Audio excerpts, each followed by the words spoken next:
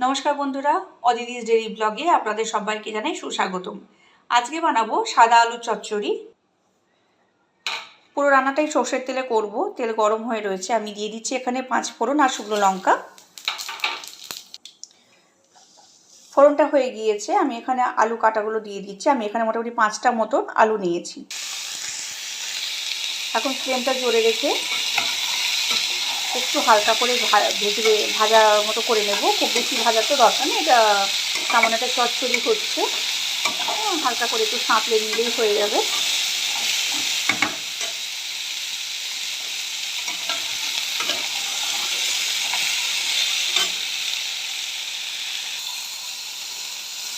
দিয়ে দেবো এখানে একটা পুরো গোটা টমেটো, অল্প একটু জল দিয়েছি। এখানে 3টে কাঁচা লঙ্কা নিয়েছি, একটু ফালি করে কেটে রেখেছি।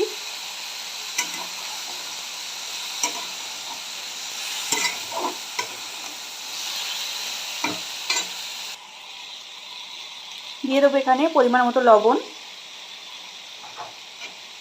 যেহেতু এটা সাদা আলুর চচ্চড়ি, তো আমি এখানে কোনো রকম সাইডভাবে হলুদ ব্যবহার করব না। এটা জলখাবারে, রুটির সাথে বা লুচির সাথে খুব সুন্দর মানায়, বা রাত্রিবেলাতেও রুটির পাতে কিন্তু খুব ভালো যায় সাদা আলুর চচ্চড়ি। আপনারা বাড়িতে এইভাবে কে কে করে খান আমাকে অবশ্যই করে জানাবেন, বা আপনারা কী ধরনের ফোড়ন বা মশলা কিছু ব্যবহার করে থাকেন সেটাও অবশ্যই করে আমাকে কমেন্টে জানাবেন।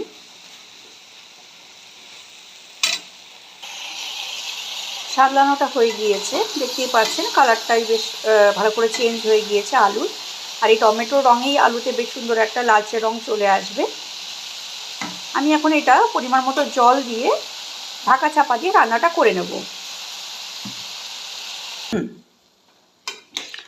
পরিমাণ মতো জল দিয়ে দিয়েছি।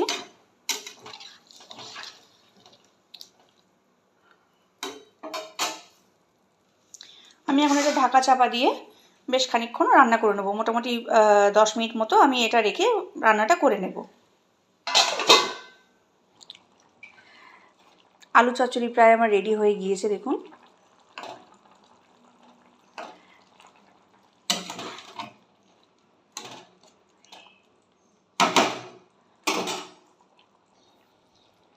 সামান্য একটু আমি এতে জল দিয়েছি, কারণ আমি এই জিনিসটা খুব বেশি একটা শুকনো ড্রাই মতন রাখবো না, হালকা একটু রসা রসা থাকবে।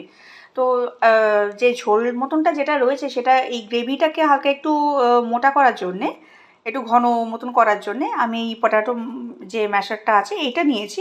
এটাকে দিয়ে অল্প করে আমি একটু ম্যাশ করে দেবো। এই আলু থেকে যে স্টার্চটা বেরোবে ওটা দিয়ে কিন্তু আলু চচ্চড়িটা বেশ একটু ঘন মতন হয়ে যাবে। খুব বেশি না, খুব সামান্য করে একটু করব। আর এটা ঠান্ডা হয়ে গেলে তো স্বাভাবিকভাবেই একটু পুরো ঝোলটা যেটা আছে টেনে যাবে, একটু ঘন হয়ে আসবে, তখন কিন্তু এটা টেক্সচারটা যেটা আছে বেশ ঠিকঠাক থাকবে।